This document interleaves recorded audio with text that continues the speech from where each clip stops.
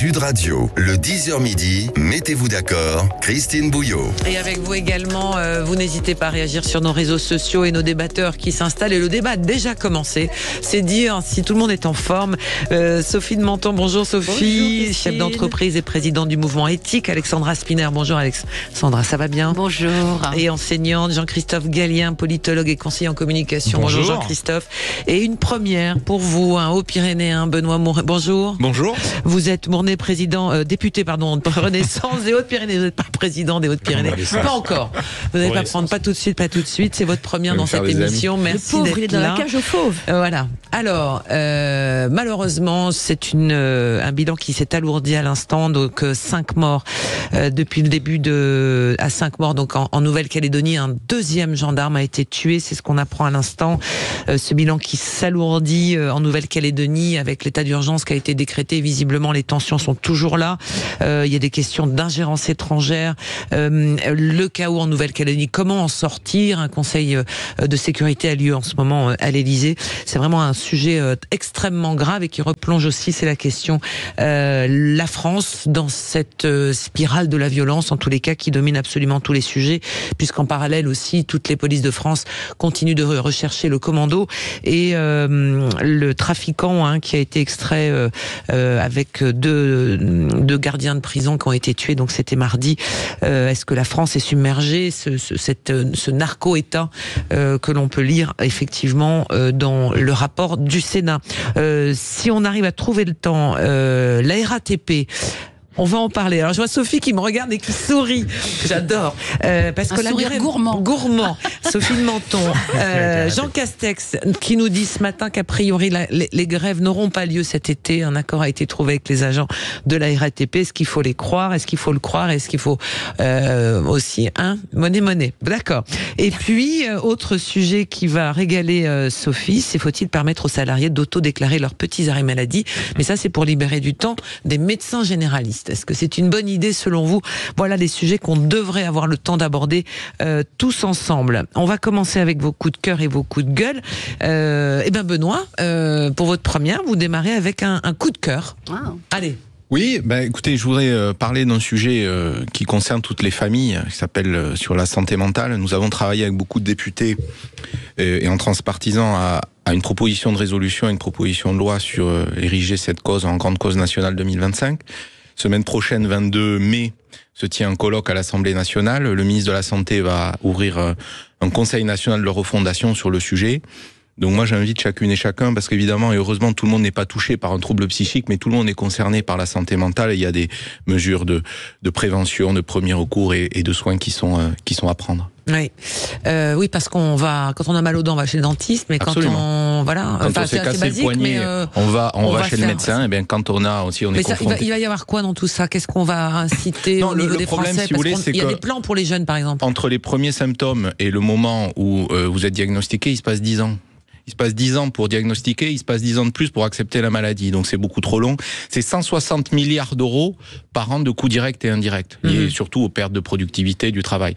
Donc on a un enjeu à traiter. La psychiatrie en France est quand même désastreux. Oui, mais tout ne peut pas être mis sur le dos de la psychiatrie. La psychiatrie doit effectivement aussi se rénover, en partie se désectoriser, pouvoir aller sur des centres experts, mieux articuler avec le premier recours. Mais au-delà du soin, ça concerne tout le monde. Donc on a 25 propositions très concrètes qu'on présente et la semaine prochaine c'est une occasion de le faire à l'Assemblée. Voilà. La santé mentale bien prise en charge, il peut mieux faire. On l'a déjà dit de toute façon. Mais oui, on est très très loin du compte évidemment. Mais ce qui est effrayant, c'est de constater que les jeunes, surtout nos jeunes, leur santé mentale se dégrade de plus en plus. Et je trouve que c'est particulièrement inquiétant. Surtout, je crois que le taux de jeunes filles concernées est dramatique. Donc oui, il faut prendre ce sujet en main, mais j'espère que comme à chaque fois qu'il y a une grande cause nationale qui est décrétée, ce ne seront pas des mots creux et vains. C'est ça le sujet. Je pense que la grande cause nationale, évidemment, ne veut pas dire grand-chose, mais il y a un sujet, c'est bien d'en tenir compte. J'ai envie de lancer un coup de gueule contre les médias. Alors Sophie, vous savez quoi? Vous le mettez. Non mais c'est pas mon coup de gueule, c'est pas mon coup de gueule. votre coup de Aujourd'hui, gueule. par rapport à ça uniquement. Parce que. Alors je me dépêche. Non, c'est pas mon coup de gueule. Je dis simplement que la santé mentale, quand vous écoutez, quand vous êtes sur vos portables, que vous écoutez la télé, la radio, il n'y a pas un jeune qui peut résister en ce moment. Alors est-ce que c'est les médias ou les réseaux sociaux? Ils en font trop. Les réseaux sociaux peut-être oui, mais aussi. Tout le monde en fait trop. On peut se poser la question. Ceci est un autre sujet. On n'a pas le temps de l'ouvrir tout de suite parce que là, on arrive bientôt aux infos de 11h et puis il y a également les courses avec Jean-Paul Delperrier. Et on se retrouve avec nos 4 débatteurs, Sophie de Menton, Alexandra Spinner, Jean-Claude Gallien et Benoît Mournet sur Sud Radio. À tout de suite. Sud Radio. Parlons vrai. Parlons vrai. Sud Radio. Parlons vrai. Sud Radio. Parlons vrai. Sud Radio, le 10h midi, mettez-vous d'accord, Christine Bouillot. En compagnie de Benoît Mournet, député Renaissance des Hautes-Pyrénées, Jean-Christophe Gallien, politologue, conseiller en communication, Alexandra Spinner, enseignante, et Sophie de Menton, chef d'entreprise, présidente du mouvement éthique. On va revenir dans un instant sur la situation en Nouvelle-Calédonie, mais on poursuit nos tours de table des coups de cœur et des coups de gueule. Alors on parlait de la santé mentale il y a un instant. Sophie, c'est aussi une question de santé, et là cette fois c'est un coup de gueule. C'est un coup de gueule et je dois dire que j'ai écrit un article même dessus qui est paru dans Causeur hier en demandant au président de la République si la ménopause était une mission régalienne de l'État. Je dois dire que l'interview dans un magazine féminin qu'il a donné, et c'est très bien de donner un interview dans un magazine féminin, mais quand on voit la situation dans laquelle nous sommes de tous les côtés et que le président de la République nomme une mission à l'Assemblée nationale pour s'occuper de la ménopause, je suis scotchée. Déjà, je trouve ça gênant. Il y a quand même une forme de pudeur. Alors maintenant, oui, il faut parler de tout. Donc très bien, on a un jour de congé pour les règles douloureuses dans l'entreprise. Vous arrivez en réception, tiens, elle n'est pas là, elle a peut-être ses règles. Enfin, je veux dire, on marche sur la tête. Il y a une forme de pudeur. On parle pas non plus indéfiniment de la prostate en réunion, etc. Peut-être mission régalienne sur la prostate, je sais pas. Donc je suis très choquée parce que tous les sujets sont abordés d'abord comme s'ils dépendaient du président de la République, et je m'en excuse auprès de mon voisin qui est député Renaissance, mais il a des qualités inouïes. C'est un président que dans le temps, j'aimais beaucoup quand il n'était pas président, et qui aujourd'hui se saisit de tous les sujets. De tous les sujets, c'est mauvais pour lui, c'est mauvais pour le sujet, ça n'a pas de sens. C'est un président qui parle trop. C'est même pas qu'il parle trop, c'est qu'il pense que lui peut tout faire. Je veux dire, il n'a pas à s'occuper de mes règles. Est-ce que De Gaulle s'occupait de mes règles ? Je veux dire, c'est... Vous n'y voyez pas un progrès social? Non, pas du tout. Je n'y vois pas un progrès social. Il dit en particulier... En plus, c'est insultant pour les médecins. Parce que si j'ai bien compris, les médecins sont pas capables de diagnostiquer ce qui s'est passé. Je mets à part, j'y tiens beaucoup, l'endométriose, qui est une vraie maladie, qui est insupportable pour les femmes. Il n'y a pas de honte à parler effectivement de ces menstruations. Quoique j'ai été élevée, on n'en parlait vraiment pas.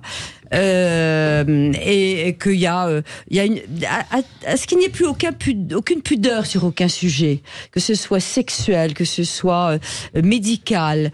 Les Anglais disent no personal remarks, et quand ils parlent du ventre, ils disent tummy pour quoi que ce soit, parce qu'on ne parle pas de ces maladies. Donc c'est un coup de gueule, mais d'abord contre le fait de se saisir de sujets qu'il n'a pas à évoquer. Il n'y a qu'à téléphoner à sa ministre de la Santé s'il veut quelque chose. Et c'est aussi une impudeur. Mais est-ce que... Alors, Alexandra, et on va voir, parce que... Sur l'impudeur, alors moi je me réjouis que la parole se soit libérée et qu'on affronte ces sujets et qu'on s'en empare. Ça, c'est un premier point. Quoi, sur la ménopause, sur la place? Non, qu'on puisse librement parler de ces sujets, de la ménopause. Comme l'a dit très justement Sophie, l'endométriose, c'est un vrai sujet de santé publique, et je me réjouis qu'on s'en soit emparé, qu'on essaie d'apporter des solutions aux femmes, parce que ça oblige aussi à la médecine à s'emparer du sujet. Et c'est ça qui est important. Néanmoins, moi, je suis consternée de voir un président qui est un pro du marketing, qui s'agite dans tous les sens, qui fait oublier ses ministres, parce que, oui, Sophie a raison, ce sont des sujets qui concernent le ministre de la Santé, c'est son job, c'est pour ça qu'il est en place. La ministre, en plus. Oui, c'est Catherine Vautrin.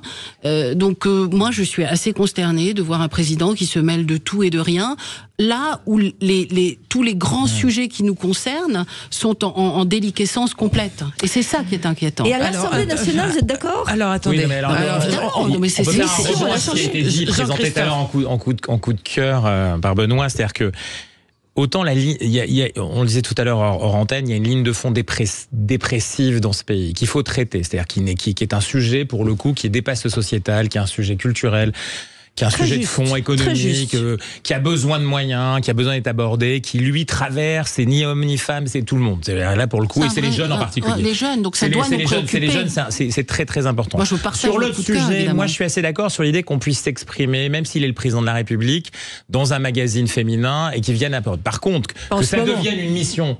Un grand enjeu national, que derrière lui-même, en tant que président de la République, vienne finalement tenter effectivement de connecter avec une population dont on sait qu'elle est aussi un objet de marketing politique. C'est clair, c'est normal. Alors, il n'est pas en campagne, même s'il est en campagne pour les européennes, mais lui, il n'a plus rien à jouer après 2027. Je pense que la hauteur de vue, la hiérarchisation qu'il doit avoir des sujets pour les Français. C'est-à-dire, en gros, c'est la deuxième partie, il faut qu'il ait une hiérarchisation de ses préoccupations et de ses actions. Et ça, c'est très important parce que ça aide tout le monde, même dans le caractère dépressif dont on parlait de la société française. Moi, je trouve que ça contribue à discréditer la parole publique et la parole du président qui doit être rare. Alors, il y a eu Alexandra des papiers de vos collègues, Benoît, qui à l'Assemblée disent qu'ils parlent de trop et tout le temps, le chef de l'État de tous les sujets, ça vous donne pas beaucoup d'air, quoi. Non, mais à la fois vous regrettez que on en parle trop, et puis là on y donne un écho à nouveau. Mais moi je trouve que je suis pas le mieux placé pour parler de la ménopause, mais enfin c'est un sujet de santé publique et il y a des missions à l'Assemblée nationale sur beaucoup de sujets. S'il y a des choses à regarder là-dessus, il faut pas a priori l'exclure. Vous avez cité l'endométriose, la santé publique, la santé des femmes est un sujet de préoccupation. Ça fait quand même des millions d'années qu'on s'en occupe. Non, mais ok, mais je veux dire là. En plus, elle est traitée, la ménopause. Oui. On prend des hormones de substitution. Il n'y a plus une femme qui. Ne rallongeons pas le débat là-dessus. Alors aujourd'hui. On n'arrivera pas. On est tous d'accord. Non, mais par exemple, je n'avais pas parlé de l'andropause, le président de la République. Moi, je le voyais plutôt. Pour le coup, il ferait bien de nous éclairer. En partie, mais il voudrait pas. Il ne voudrait pas. Donc, c'est bien un objet de marketing politique. Est-ce que c'est pour s'adresser aux femmes de plus de 50 ans, puisque c'est à partir un peu de là. L'interview de elle est très intéressante. D'ailleurs, elle a été peu critiquée, cette interview. Elle est très intéressante quand même. Parce qu'elle a été peu lue, peut-être. Ah oui, c'est dommage. C'est dommage, moi j'invite à la lire. Ouais. Enfin, toutes les femmes ricanes. Excusez-moi, on en parle même pas. Les petites flèches sont lancées. On continue notre tour de table et avant de faire côté les pères, pardon. Faire une pause dans cette émission. Alexandra, c'est cette campagne de publicité qui à Paris. Enfin, campagne de publicité, cette campagne d'affichage. Une campagne d'affichage municipal. Donc, on a découvert sur les abribus de notre ville de jolies affiches dans ton pastel qui nous vantent la loi sur la fin de vie. Qu'est-ce qui est marqué exactement ? Alors, justement, je l'ai noté parce que j'étais tellement choquée. On peut y lire, donc, choisir de mourir dans la dignité est un droit fondamental. Voilà. Donc, la mairie de Paris organise aux frais des Parisiens la propagande de l'aide à mourir sur les abribus de notre ville. Moi, je suis très choquée de cela. Très choquée. Ce n'est pas aux Parisiens de payer pour une telle propagande, d'autant que c'est un sujet quand même qui touche à l'intime, à nos consciences, à nos convictions, à la morale, je ne sais pas, mais en tout cas à nos convictions religieuses, philosophiques, à notre intimité. Et je trouve profondément choquant qu'on mobilise nos panneaux municipaux pour une telle propagande. D'abord, moi, je crois que la dignité... Mais il n'y a pas une neutralité à avoir du côté de... Là, c'est traité à l'Assemblée nationale. C'est pas légal, ça.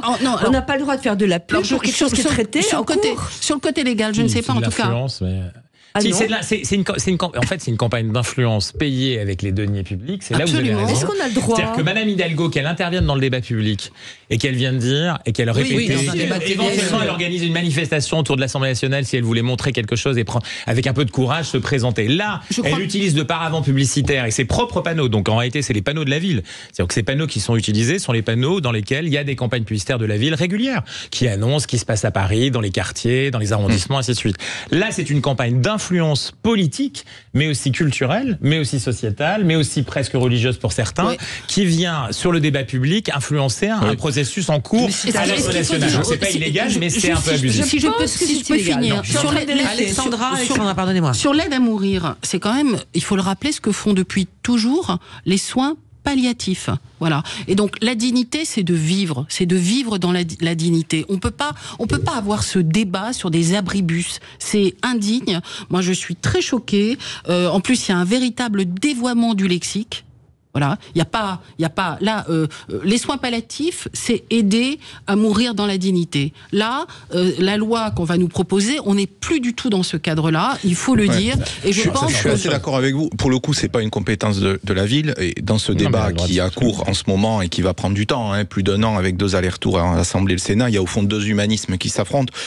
Moi, à titre personnel aussi, je suis un farouche défenseur des soins palliatifs. Je pense aux médecins, aux soignants des soins palliatifs qui voient dans cette aide à mourir comme un palliatif aux soins palliatifs et qui une forme de négation de leur travail. Mais enfin, le débat suit son cours.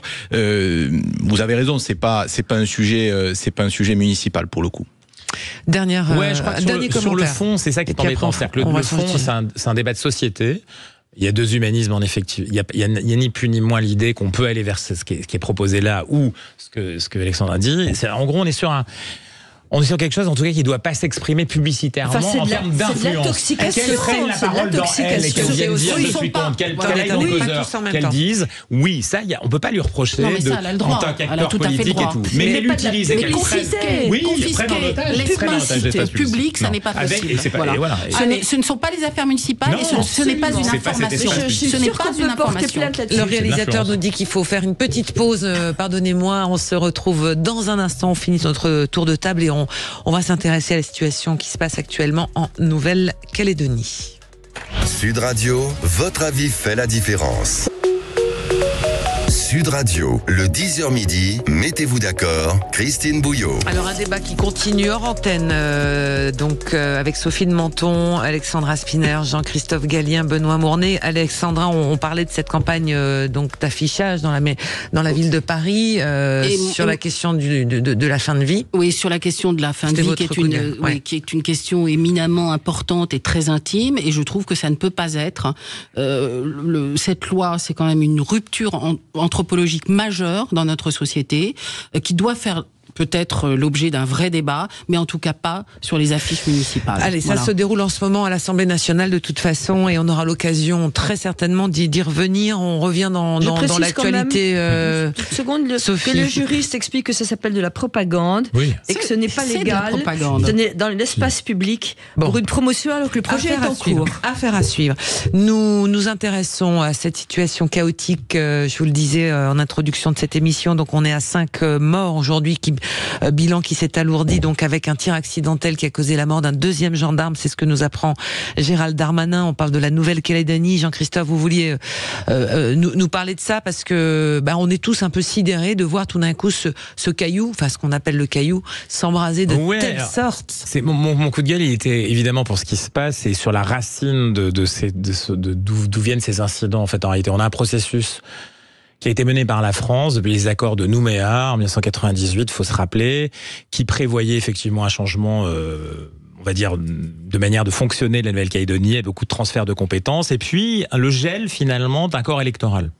Ce qui est en jeu aujourd'hui, que le gouvernement a voulu réformer, à mon avis à juste titre, après un processus de réforme et en tout cas de consultation sur l'indépendance ou sur l'autonomie qui a été mené de manière libre par la France en Nouvelle-Calédonie et qui clôturait finalement cette période où constitutionnellement on avait figé le corps électoral. En gros, ça veut dire quoi ? Ça veut dire que les gens qui, entre 98 et le moment où on a consulté les Calédoniens, pouvaient voter ceux qui étaient calédoniens en 98 et pas ceux qui sont arrivés et ils étaient français ou ceux qui étaient nés depuis. Donc c'est un processus quand même démocratiquement qui est compliqué. On parle de 45 000 personnes aujourd'hui sur une population de 210 000, ce qui est pas rien. Alors ça c'est le premier point. Comment on peut aujourd'hui contester l'idée qu'en 2024, à juste titre, on reset, si vous voulez, le corps électoral et que maintenant que les Calédoniens 3 fois, pas seulement une fois, pas 2 fois, mais 3 fois ont dit qu'ils voulaient rester en France ou rester français, eh bien on leur dit maintenant vous pouvez voter pour les élections locales, provinciales qui vont vont venir bientôt. Ça paraît tout à fait normal. Deuxième point, on ne découvre rien de ce qui se passe en Nouvelle-Calédonie. C'est-à-dire qu'en réalité, ce qui est à l'œuvre à Nouméa est à l'œuvre depuis longtemps. C'est pas une ville, on a l'image de la Nouvelle-Calédonie qui a jamais été suffisamment promue, d'ailleurs de mon point de vue, par la France, mais qui était celle des belles plages, des cocotiers, des îles Loyauté. C'est très beau. En réalité, Nouméa, c'est difficile. C'est très difficile. C'est l'équivalent de ce qu'on peut trouver dans certains quartiers français en métropole, avec des difficultés sociales, certes, mais aussi du trafic de drogue, des milices et des gangs qui se promènent, et ainsi de suite. Et je ne parle pas d'une partie du reste de la Nouvelle-Calédonie. Ça, c'est le deuxième point, on ne le découvre pas. Et le troisième point, ce qui est une hypocrisie, ce qui est à l'œuvre dans le Pacifique, et ça, c'est un enjeu géopolitique, géostratégique, que la France, encore une fois, je le dis au monsieur le député, n'a pas su suffisamment valoriser, à mon avis, dans notre capacité à être présent et fortement présent dans cette zone du monde qui est essentielle, parce que la Nouvelle-Calédonie, c'est un enjeu géostratégique par sa géographie et sa positionnement géographique, mais c'est aussi un enjeu majeur parce que c'est le deuxième producteur de nickel au monde. Ce qui veut dire le nickel, c'est quoi? C'est ce qu'on a dans nos batteries, avec les voitures électriques, tout ce qui va se passer devient super stratégique. Qu'est-ce qui se passe en Pacifique en ce moment? La Chine reprend ses droits dans toutes les îles pratiquement du Pacifique, Vanuatu, Tonga. Elle finance, elle accompagne des mouvements politiques qui prennent le pouvoir dans chacun des îles et qui derrière deviennent des îles sinon chinoises, en tout cas très favorables à la Chine. Il y a par exemple en Nouvelle-Calédonie depuis 15 ans une association qui s'appelle l'Amitié Sino-Calédonienne qui est financée par le Parti communiste chinois et qui favorise à travers le peuple kanak, en tout cas les gens qui se réclament du peuple kanak, une forte mobilisation, pour pas dire autre chose, de ce qui se passe en Nouvelle-Calédonie. Donc on a cet enjeu-là très fort qui est la tentative de déstabilisation par la Chine, il faut le dire, de cette île à l'intérieur du territoire français qu'on ne traite pas suffisamment, même quand le président chinois est venu à Paris très récemment. Et le deuxième point, on apprend aujourd'hui, alors ça c'est un truc incroyable, alors je voudrais vérifier quand même parce que ça me paraît tellement étonnant que l'Azerbaïdjan, donc la Russie, enfin l'Azerbaïdjan qui est très autonome parce que des positions parfois turques, c'est compliqué. L'Azerbaïdjan ça gère de l'indépendance associée avec la Russie. Il y a eu des réunions à Nouméa de groupes de groupes provenant d'Afrique soutenus par les Russes. Alors, donc il y a eu quand même. On trouve quelque chose qui est assez étonnant. Le Vladimir Poutine aujourd'hui est à Pékin. Alors le hasard fait que il va chercher de l'amitié, de l'argent, des moyens, des armes et ainsi de suite. Mais il se passe en Nouvelle-Calédonie quelque chose qui est à la fois très français. Il faut le dire, c'est très français, c'est un territoire français qui a dit 3 fois, encore une fois, qu'il voulait rester en France. Il faut arrêter à un moment donné. On repasse à la démocratie resetée, c'est-à-dire en gros tout le monde peut voter, c'est normal, les gens qui sont nés depuis 98, ils veulent voter, ils ont le droit. Les Français comme vous et moi qui vont là-bas pour travailler, pour commercer, pour étudier peuvent voter, et on ne peut pas. Aujourd'hui, il faut que le président de la République, là pour le coup, c'est du racisme anti-blanc. On sait que c'est du racisme anti-blanc. C'est encore autre chose, anti-français pour le coup, anti-blanc pas vraiment. Alors parce qu'il y a eu un vote à l'Assemblée très important sur ce texte de avant-hier soir. D'abord, si vous me permettez quand même d'avoir une pensée pour nos concitoyens de Calédonie et la famille de ces 2 gendarmes et ces 3 civils qui sont décédés. Et la situation, effectivement, ne la minimisons pas, est très difficile, quasi insurrectionnelle. Mais moi, je ne voudrais pas que l'on confonde des militants politiques, qui sont légitimes et indépendantistes, avec des groupes d'émeutiers, mafieux, télécommandés par des ingérences étrangères. Faisons bien la différence. Après, les circulations d'armes, 100 000 armes. Faisons bien la différence des choses. Donc, quels sont russes et chinoises. Quels sont les niveaux de réponse? La première réponse, bien sûr, c'est force à l'État, force à l'ordre public, qui doit être rétabli le plus rapidement possible. Donc, il y a des renforts de gendarmerie très importantes, de l'armée, l'état d'urgence a été décrété, donc c'est vraiment la priorité absolue. Ensuite, vous l'avez très bien... On les prend les renforts parce qu'on n'en a plus en France. Non, c'est pas vrai. D'abord, le concours de l'armée, il y a eu 500... Non. Ensuite, deuxième élément, et vous l'avez très bien dit, c'est un processus politique et institutionnel. Il faut expliquer, c'est-à-dire qu'il y a un corps électoral qui est différent pour les élections nationales, comme les élections des députés, que pour le corps référendaire de celui qui a permis ces 3 référendums, et du corps électoral des élections provinciales. Et aujourd'hui, vous avez des gens qui sont exclus. Et donc, de manière un peu incohérente, mais je le regrette beaucoup, une partie des députés LFI ont considéré qu'il y avait une forme de grand remplacement qui s'opérait sur le territoire national. Donc c'est du grand n'importe quoi, pardon. Et donc ce qui s'est passé avant-hier, c'est un texte, je pense, utile, qui dégèle le corps électoral, article 1, mais article 2, qui dit que si d'ici la révision constitutionnelle, un accord est trouvé entre les parties prenantes, un accord global, il s'appliquera, il se substituera à la loi. Donc il n'y a pas du tout de prise d'effet. Et troisième élément, vous l'avez dit aussi, c'est ensuite la situation économique avec la crise du nickel, et puis ce territoire magnifique, peut-être un des plus beaux endroits sur notre planète, qui a un potentiel touristique qui est insuffisamment exploité, on pourra en parler, mais sur en tout cas le développement économique de nos territoires d'outre-mer. Et là, l'heure est au rétablissement de la paix civile, et moi je salue que les indépendantistes aient appelé au calme aujourd'hui. Bon, alors c'est pas le cas parce que pour l'instant, effectivement, ce qui nous parvient, c'est que il y a un pont aérien qui a été, qui s'achève. Donc c'est Gabriel Attal qui à la sortie du Conseil des ministres dit qu'il y a un pont aérien qui se met en place pour faciliter le renfort important de troupes, et le pont aérien qui permet également l'approvisionnement, parce que les magasins sont pillés, les routes sont coupées, donc les gens n'ont plus accès aux biens de première nécessité. Donc c'est un vrai sujet, une vraie crise. Un vrai sujet. Rapidement, Alexandra, parce que je vais être obligée de... Évidemment, pensée émue, solidaire pour les familles de ces deux gendarmes et pour les civils. Moi, ce que je constate quand même, c'est l'effondrement de l'État partout. Voilà. Et que l'État a totalement perdu le contrôle. Il y a quelques jours, on parlait de Mayotte. Aujourd'hui, on parle de la Nouvelle-Calédonie. C'est quand même terrifiant. Et moi, ce qui m'effraie un peu dans ce débat maintenant, c'est que j'entends à nouveau des mots comme Caldoche et Kanak. Ça n'existe pas. Il n'y a qu'un peuple, c'est le peuple calédonien.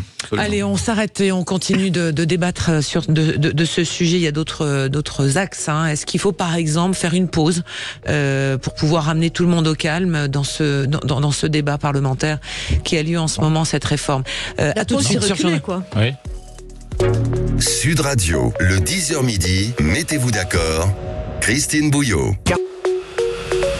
Sud Radio, le 10h midi, mettez-vous d'accord, Christine Bouillot. En compagnie de Sophie de Menton, chef d'entreprise, président du mouvement éthique, Alexandra Spinner, enseignante, Jean-Christophe Gallien, politologue et conseiller en communication, et Benoît Mournet, député Renaissance des Hautes-Pyrénées. On est sur le dossier difficile de ces émeutes en Nouvelle-Calédonie qui viennent percuter complètement l'agenda du chef de l'État, du gouvernement et même de l'Assemblée. Benoît Mournet, on parlait de ce processus.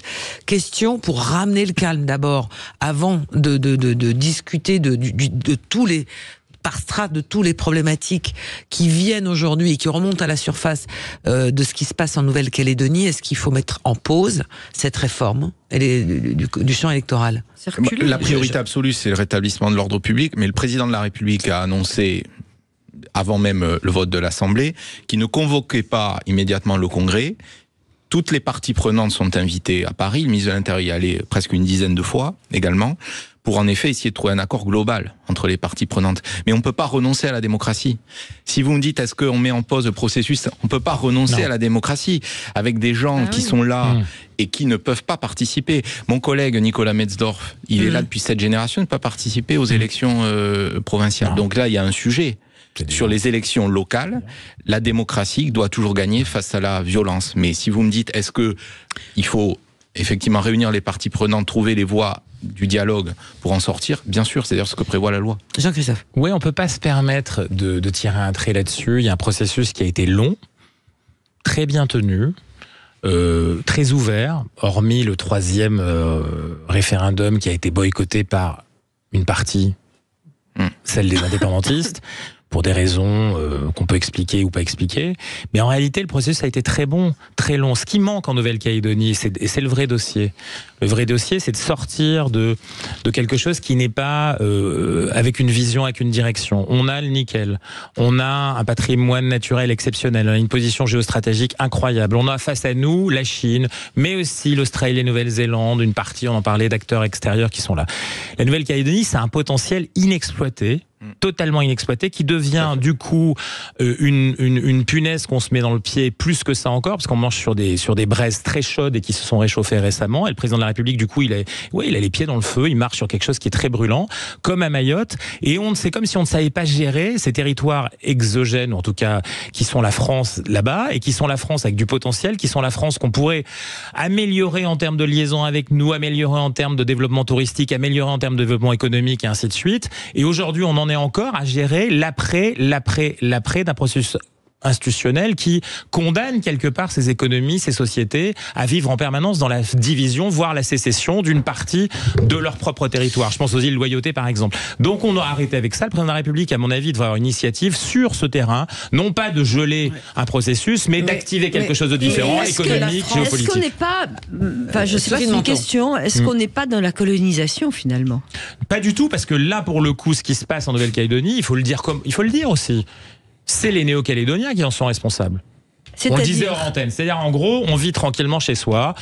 C'est un paradis inaccessible pour la plupart. Qui peut se payer aujourd'hui un billet pour la Nouvelle-Calédonie? Voilà. Qui peut y aller réellement? Qui va faire du commerce en Nouvelle-Calédonie? Les Australiens, oui, les Néo-Zélandais, les Chinois, bien sûr. Mais nous, non. Et donc, une réalité, c'est qu'on doit le prendre en main comme quelque chose qui est un atout et pas quelque chose qu'on s'impose. Est-ce que finalement, régulièrement, on a quand même dans nos territoires éloignés, les DOM et les TOM, des poussées comme ça d'insurrection, de violence?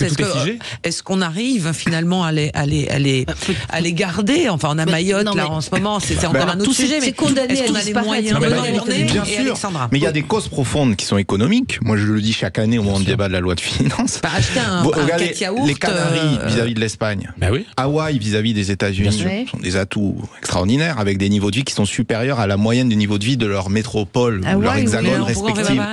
Eh bien, moi, j'aimerais un jour que ce soit le Hawaï français, si vous voulez. Voilà. C'est-à-dire que on fasse de ces territoires un atout incroyable, que les Australiens, les Chinois viennent comme des touristes. Donc ça implique d'ouvrir et de spécialiser l'économie. On a le nickel qui est un atout, mais il y a aussi l'atout touristique. Bon, ça c'est des causes longues et des causes profondes. À court terme, c'est le sujet de l'État, de l'ordre public, de la force à la loi qui doit s'imposer. Ensuite, il y a la réponse politique et institutionnelle.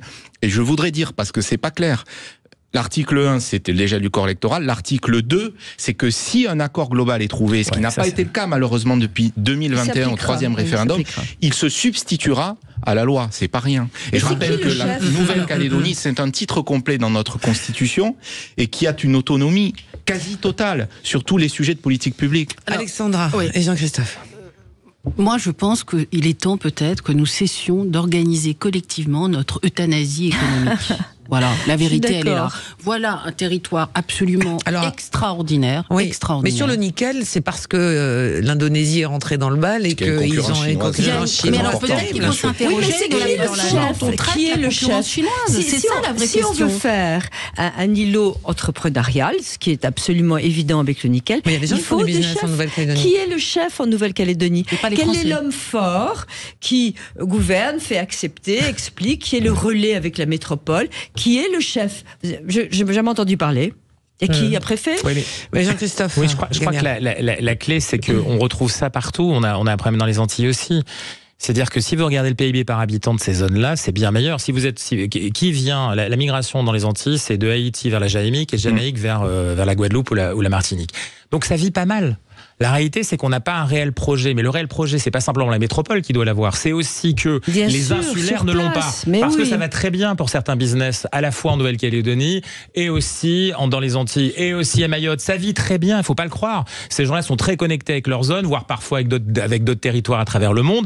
Et le nickel, ça marche pas dans l'usine du Nord notamment parce que il y a un problème de gestion par une partie. On a découpé l'île. En gros, les indépendantistes, ils gèrent les mines du Nord. Donc on a plein de... C'est les insulaires qui en grande partie sont responsables de ce qui est en train de se passer en Nouvelle-Calédonie aussi. L'ouverture, ils l'ont pas vraiment voulu parce qu'on vit plus tranquillement. On surpaye, on le disait en antenne, les fonctionnaires. C'est normal, il faut aller jusque là-bas, vivre là-bas. On est dans des économies subventionnées, mais allons jusqu'au bout. Elles sont pas totalement subventionnées. Les Espagnols, ils ont gagné la bataille des Canaries parce qu'ils ont subventionné les transports, ils ont subventionné les mêmes. Et aujourd'hui, c'est un paradis fiscal à l'intérieur de l'Union européenne. Il y a plein de solutions, il y a plein de possibilités, mais c'est à côté, mais on le fait même pas encore. C'est encore sans faire autre chose. Donc en réalité, on doit pouvoir réfléchir collectivement. Et la France ne doit pas subir seulement la volonté des insulaires ou des gens qui sont là-bas, parce que sinon, on sera en difficulté, comme vous le dites, depuis encore longtemps. Est-ce que la France et le mandat d'Emmanuel Macron, de nouveau, comme le titre Le Figaro ce matin, de nouveau rattrapé par les crises sécuritaires oui, parce que c'est un sujet qui n'a pas été traité. Voilà, vous voyez bien qu'on est en cours de traitement, mais on est submergé partout ici, ailleurs, sur tous nos territoires, par l'effondrement de l'État et puis la drogue, le développement de la drogue, à tout. Mais oui, la délinquance surgit partout. Donc là, vous faites allusion à ce qui est les sujets du narcotrafic. Je suppose, voilà. Donc là, c'est une lutte. Aussi, c'est une lutte sans merci. Et l'État est là. Et je peux vous dire qu'au niveau budgétaire, déjà, même si c'est pas la seule réponse, des moyens considérables ont été remis sur nos forces de l'ordre, de sécurité, de gendarmerie, de justice. Il y a eu, je rappelle qu'il y a 10 opérations Place Nette par semaine dans le pays, notamment à Marseille, qui donnent des résultats. C'est-à-dire c'est une lutte sans merci contre les trafiquants de drogue. Est-ce que ce combat est simple à mener? Évidemment, non, certainement pas. Évidemment pas. Non, je dis pas que la réponse pénale, je veux dire, en 20 ans, vous regardez juste les chiffres, c'est simple. Elle n'est pas à la hauteur. La réponse pénale, les peines d'emprisonnement fermes, c'est plus 30%, c'est 16 ans sur les crimes en moyenne aujourd'hui.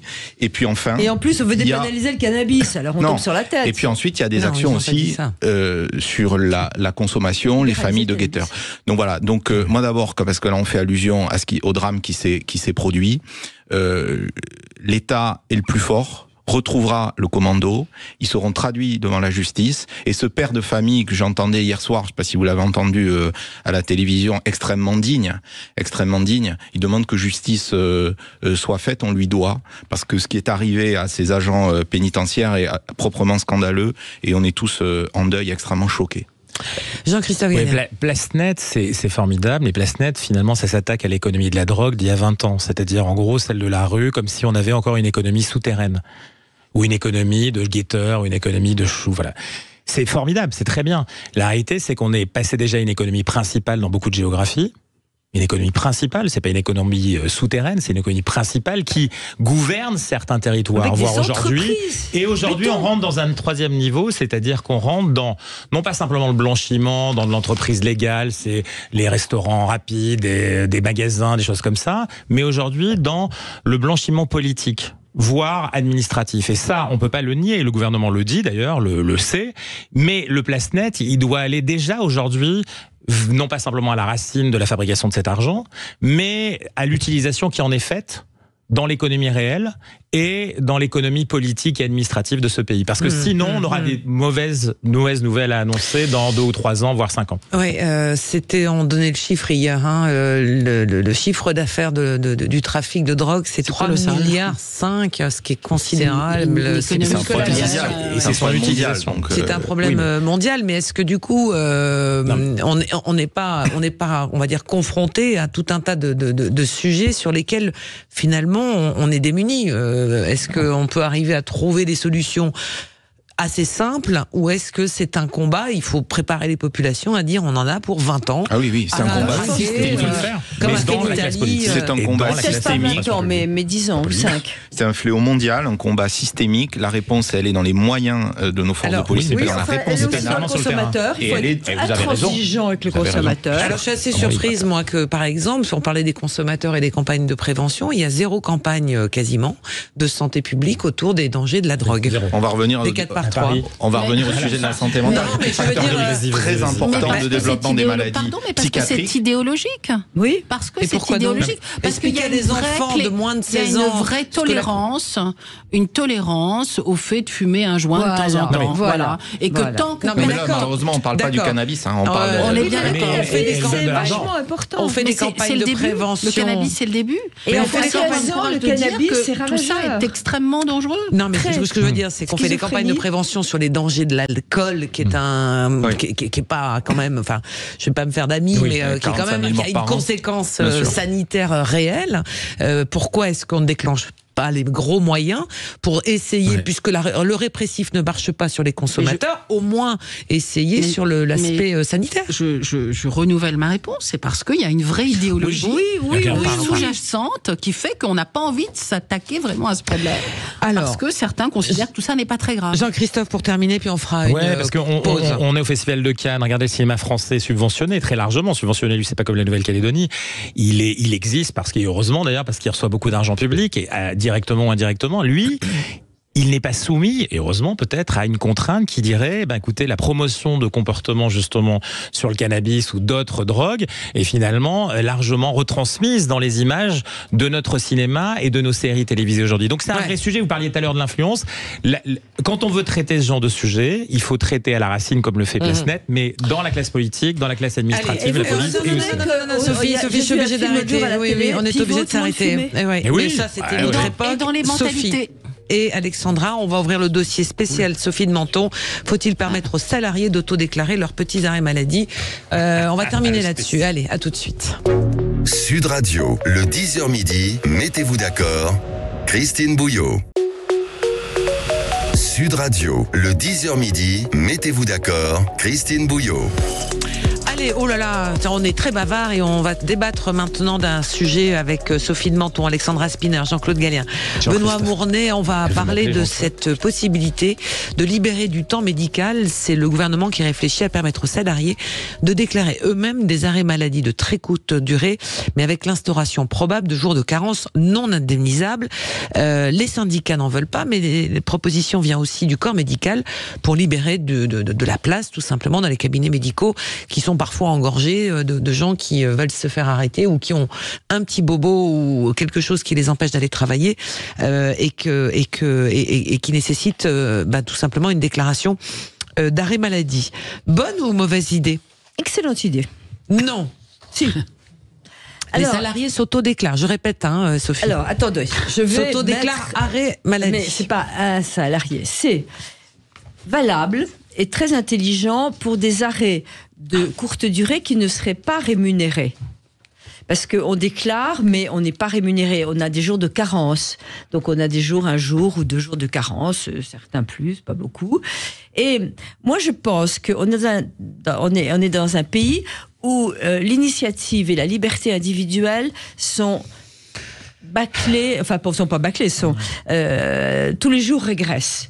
On n'a plus de liberté individuelle. C'est un État nounou qui nous dit quand nous vacciner, quand sortir, quand aller télétravailler chez nous, c'est plus supportable. Et à infantiliser complètement le peuple français, l'État n'est pas à la hauteur après pour compenser.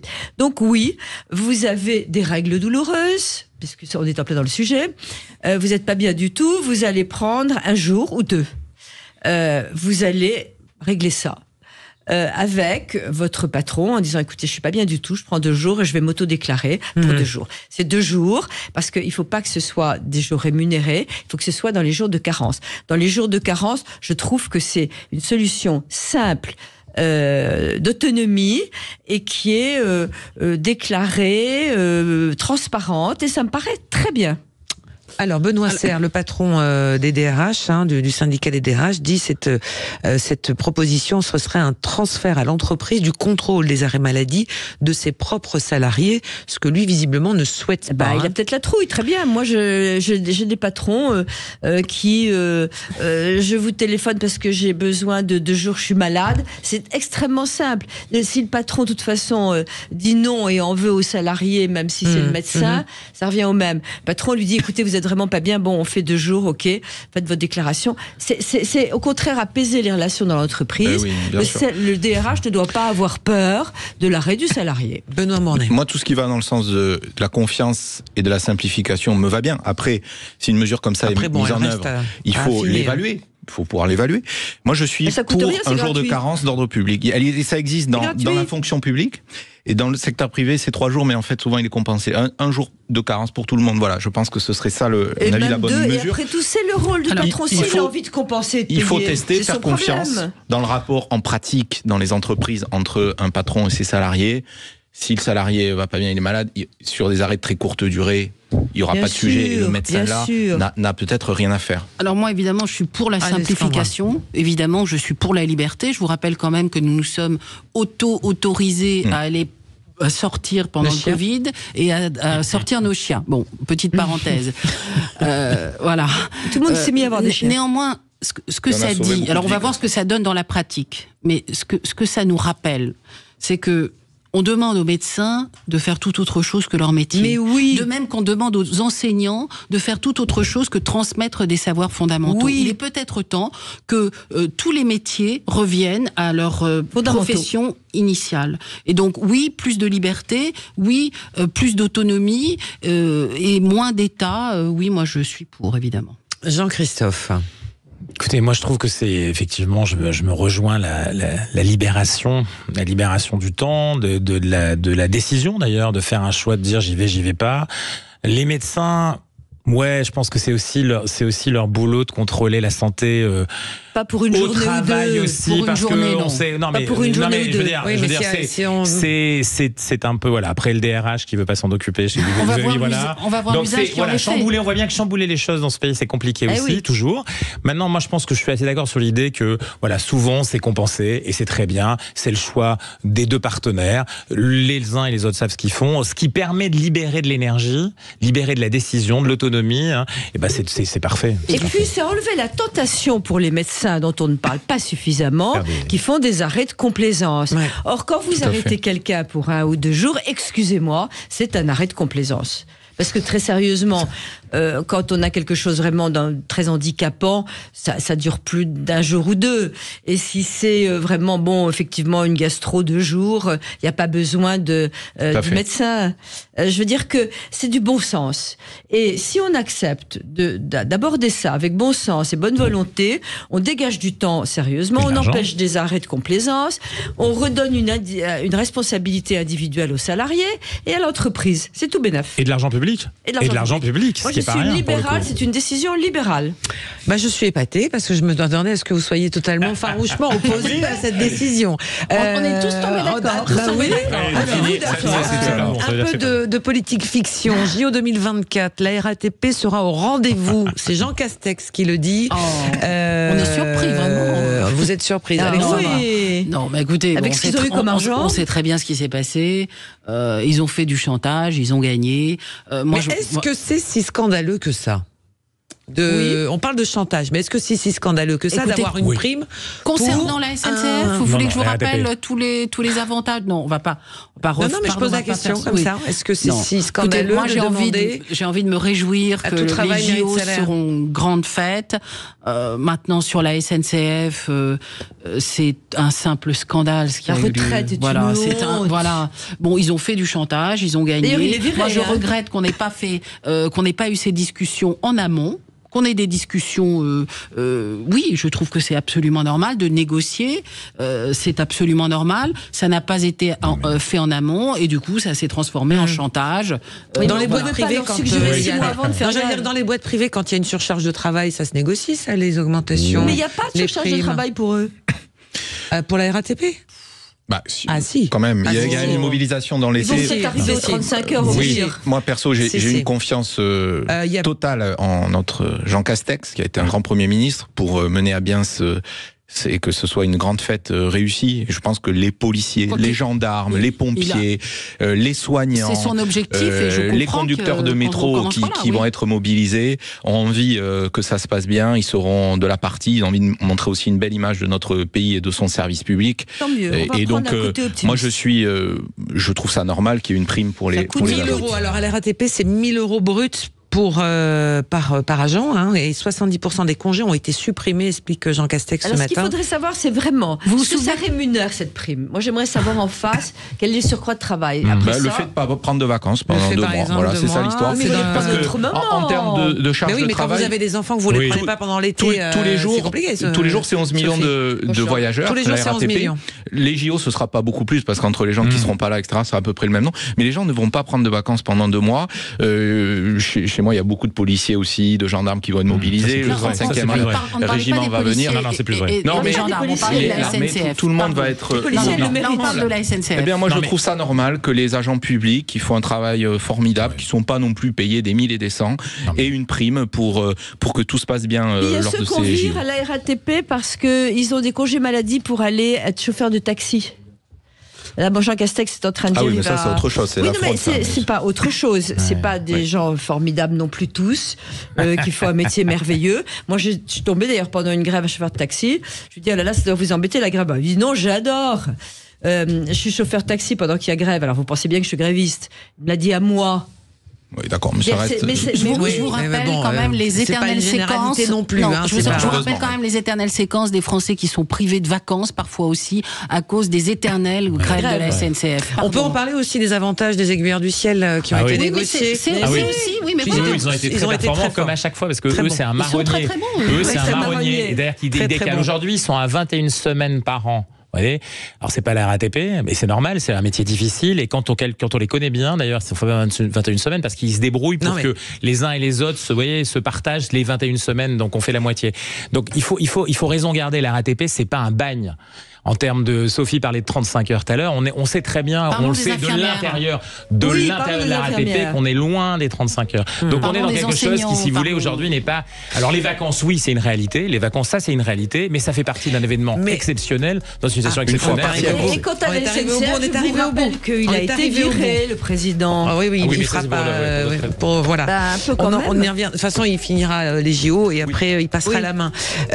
Sophie de Menton, Alexandra Spinner, Jean-Christophe Gallien et Benoît Mournet, merci pour ce moment, comme dirait l'autre. Et dans un instant, vous avez rendez-vous avec André Berkoff, et moi je vous retrouve demain. Belle journée sur Sud Radio. Sud Radio. Sud Radio. Parlons vrai. Parlons vrai. Sud Radio. Parlons vrai.